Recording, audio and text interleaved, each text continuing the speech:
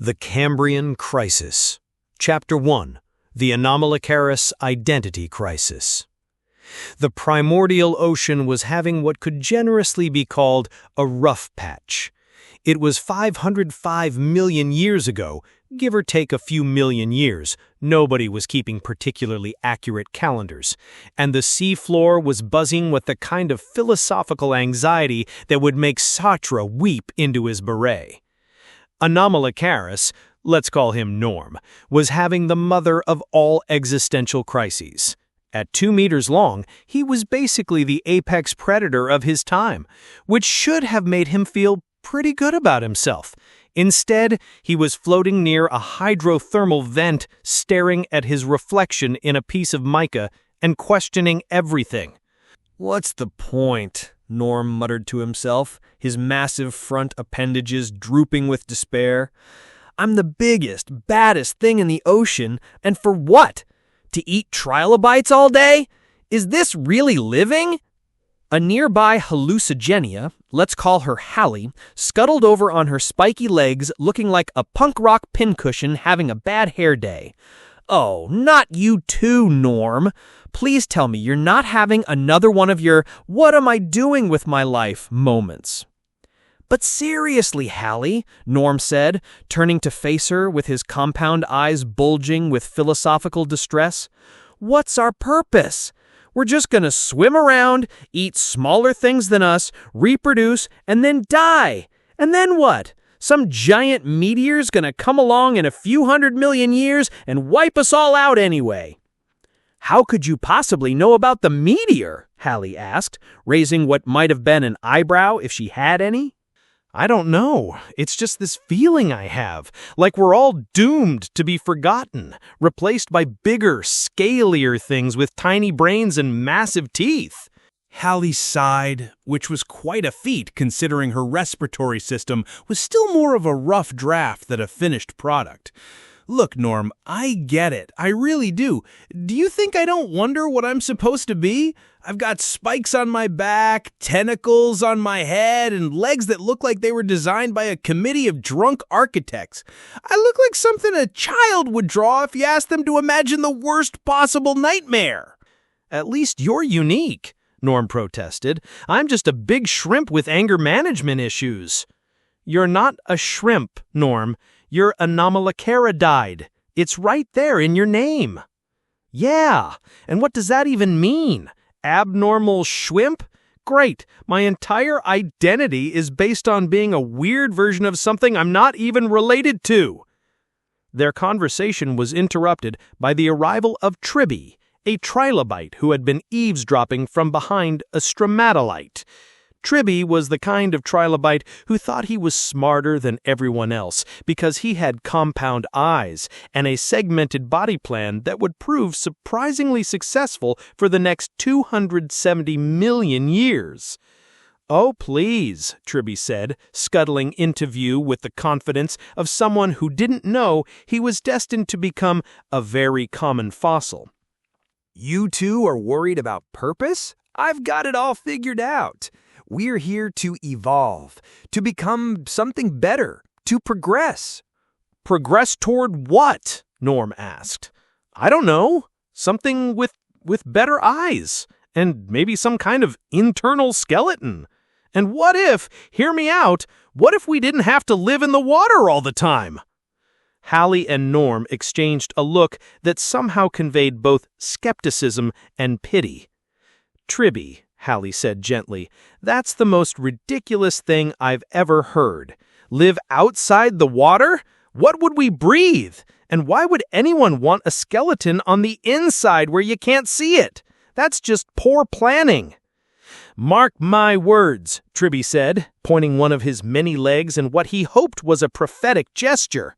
"Someday, there will be creatures that live on dry land, breathe air, and have their skeletons on the inside. And they'll be huge, and some of them will have feathers." "Feathers?" Norm snorted. "Now you're just making things up." Chapter 2. The Opabinia Anxiety Attack. Meanwhile, across the seafloor, Opabinia, let's call her Opie, was having her own crisis. With 5 mushroom-shaved eyes and a long proboscis ending in a claw, she looked like she'd been assembled from spare parts by a deity with a serious case of ADHD.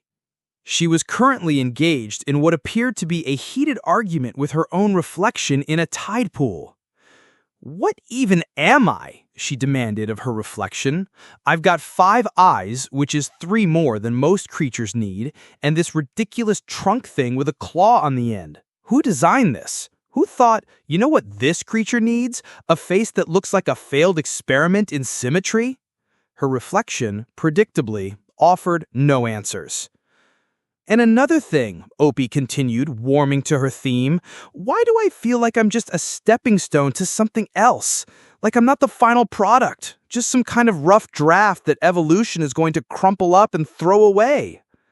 A small Pika, let's call him Pike, swam by, looking smug in that way that early chordates often did when they suspected they were onto something big evolutionarily speaking. "Excuse me," Opie called to him, "you look like you think you're pretty special. What's your deal?" Pike paused, doing a little loop in the water that he thought made him look sophisticated. "Oh, I'm just the future of all vertebrate life on Earth. No big deal." "The what now?" "You see this?" Pike indicated his primitive notochord with what would have been pride if he'd had a proper nervous system to feel it with. "This little rod running down my back? This is going to become the backbone of literally every fish, amphibian, reptile, bird, and mammal that ever lives. Every creature with a spine will be able to trace their lineage back to me." Opie stared at him with all 5 of her eyes, which was admittedly quite intimidating. "That's the most conceited thing I've ever heard." "It's not conceited if it's true," Pike replied, doing another little loop. "Face it, Opie. You're evolutionary dead end. No offense." "No offense? No offense?" Opie's proboscis began twitching with indignation. "You're telling me that I'm a dead end while you look like a swimming shoelace?" A swimming shoelace that's going to inherit the Earth, Pike corrected. Or at least all the vertebrate parts of it. "But what's the point?" Opie asked, her anger deflating into melancholy. "Even if you're right, even if you do become the ancestor of everything with a backbone, what then? What's the ultimate goal? Are we just playing some cosmic game of evolutionary telephone, passing traits along until someone finally gets it right?" Pike paused his smug swimming. "You know, I hadn't really thought about that. Right? Like, let's say your descendants do take over the world. Then what? Do they just keep getting bigger and bigger until they collapse under their own weight? Do they develop intelligence and then use it to destroy themselves? Do they eventually realize that existence is meaningless and spend all their time making art about how sad they are?" "That last one sounds oddly specific," Pike said, suddenly feeling less confident about his evolutionary prospects. "I don't know why I said that," Opie admitted. "It just feels like something that would happen." Chapter 3. The Burgess Shale Support Group. Word of the various existential crises spreading throughout the Cambrian seas had reached the ears of Wawaxia, let's call her Wee-Wee, who had decided to organize what she optimistically called a purpose and meaning workshop, but what everyone else referred to as Wee-Wee's therapy thing. The meeting was held in a secluded part of the Burgess Shale, surrounded by the kind of sediment that would one day make paleontologists very, very happy. The turnout was better than expected, which is to say that more than just Wee-Wee showed up. "Welcome, everyone," Wee-Wee began, her scale-covered body glinting in the filtered sunlight from above. "I know we're all going through some, let's call them philosophical challenges right now, and I thought it might help to talk about them together." The assembled creatures looked around at each other with varying degrees of skepticism and desperation. In addition to Norm, Halley, Tribby, Opie, and Pike, they'd been joined by Morella, let's call her Mary, who looked like a translucent shrimp having an identity crisis. Sidnaya, let's call her Sid, a fearsome predator who is currently questioning whether being fearsome was really all it was cracked up to be, and Canadaspis, let's call him Canny, who was dealing with the existential weight of knowing he would one day be named after a country that didn't exist yet. "I'll start," Norm said, raising one of his front appendages. "Hi, everyone.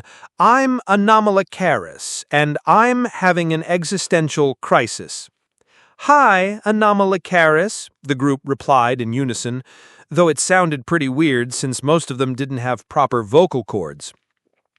"The thing is," Norm continued, "I keep feeling like I'm supposed to be the pinnacle of something.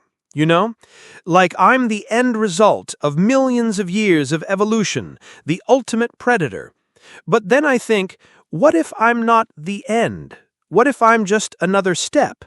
What if someday there will be predators so much bigger and scarier than me that I'll look like a weird shrimp? Tribby suggested helpfully.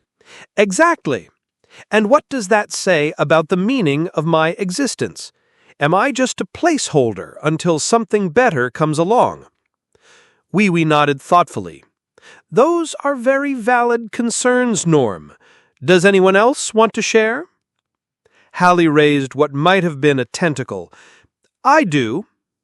I think my problem is that I don't even know what I'm supposed to be. I mean, look at me." She gestured to her bizarre collection of spikes, legs, and head tentacles. "I look like evolution was drunk when it made me, like it was just throwing features at the wall to see what stuck." "Maybe that's exactly what evolution is doing," Mary suggested. She was a relatively simple arthropod, but she had the philosophical bent that often comes with transparency.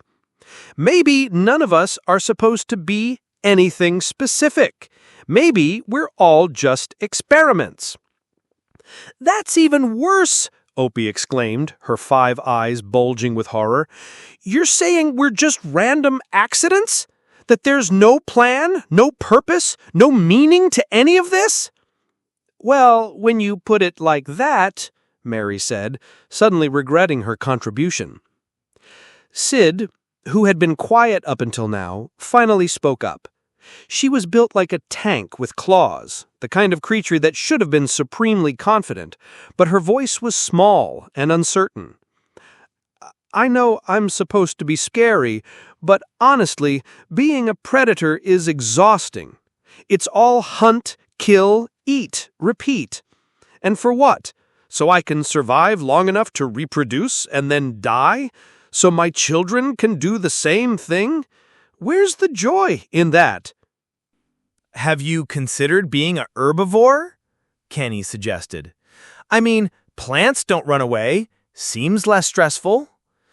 "But plants don't exist yet," Pike pointed out. "Oh, right. Well, what about algae?"